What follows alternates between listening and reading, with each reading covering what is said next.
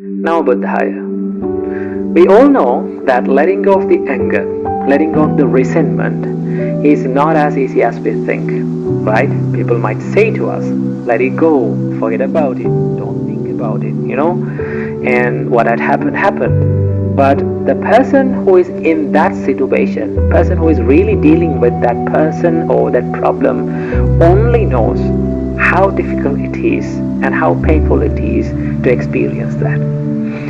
But here's the thing, if we need to be at peace, if we need to make peace with ourselves, we need to learn a way of thinking and a way of dealing with these kind of people and these kind of situations. And that is why I need to introduce you to a way of thinking that Buddha taught us to do, to deal with such people and to deal with such situations, right? The reason why I needed to make this video is that the other day I was reading this sutra and I came across this one part of this sutra which is I find really inspiring and really valuable advice from the Buddha.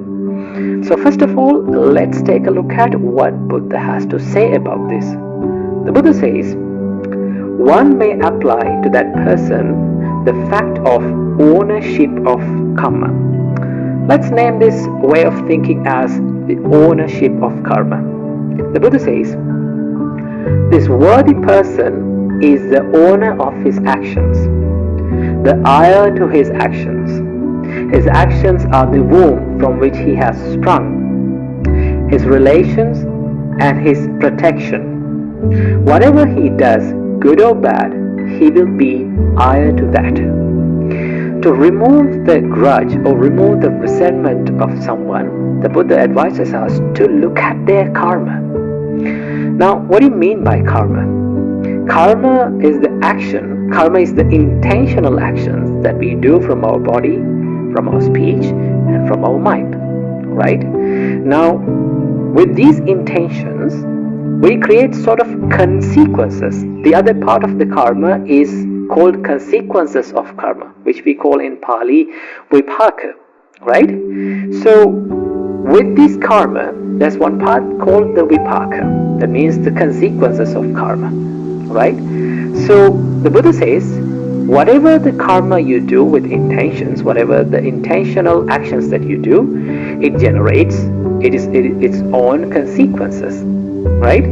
So the Buddha says that if someone does actions with his body, speech and his mind with an impure intention or impure mind, the suffering follows that person like a cartwheel follows the ox, right? So in that case, let's say if someone is hurting you, right? If someone is hurting you and your emotion, hurting your emotions, so that person is doing that intentionally, right? With that intention, he generates karma. Now, if you consider about that intention, you can clearly say that intention is not pure. It is an impure intention. So with impure intention, what generates? Impure karma.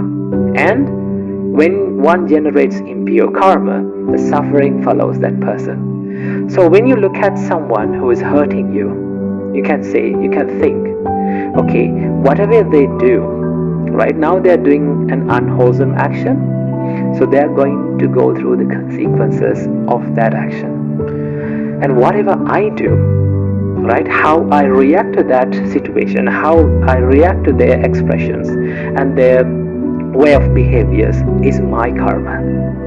Now, do I need to get intervened with their unwholesome actions? Do I need to collect such unwholesome actions to my life, such unwholesome karma to my life?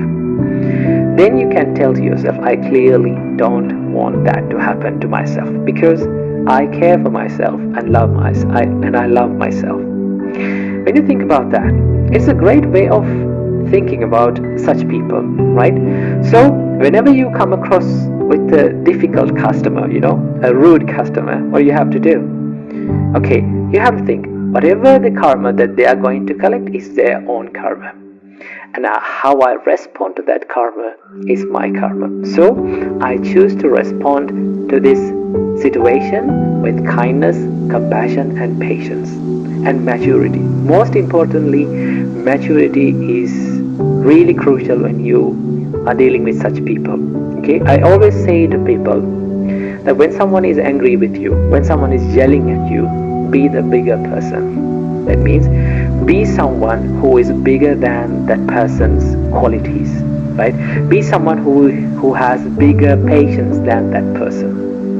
So when you face such situations with patience and maturity, you can deal with such people in the correct way, and also you can let go of that anger and resentment with time, right? I know most of the time you will not be able to do this as quick as you want, right? Although you may need to let go of the anger quickly, it won't happen, but it's okay. Take a good time to let go of the anger by thinking like this, right?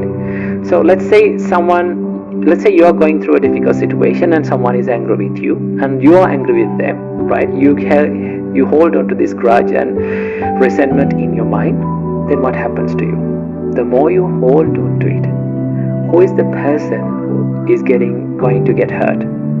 You're the person who is going to get hurt, right? Because there's a nice saying that says, it's a Buddhist saying that says that if you are angry with someone, right? If you're holding and you're hating someone, it's like holding a hot coal, right? Or red hot iron ball in your hand, and you're trying to throw it at another person to hurt that person. If you take a red hot iron ball to throw it to a person, who is the first person is getting hurt? You're the one who is getting hurt first, right?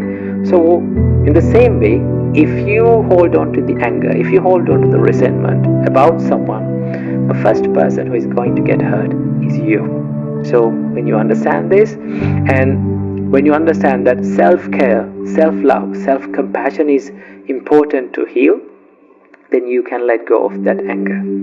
So this is the way to think about the person. Think in the perspective of karma, right? Whatever they do, it is their karma, and how I respond to that is my karma. So I choose to collect a good karma to my life by responding to that situation with patience and maturity. So I hope this idea will help you to deal with such people in the correct way. And I wish you all, may you be healthy and may you be happy. Namo buddhay.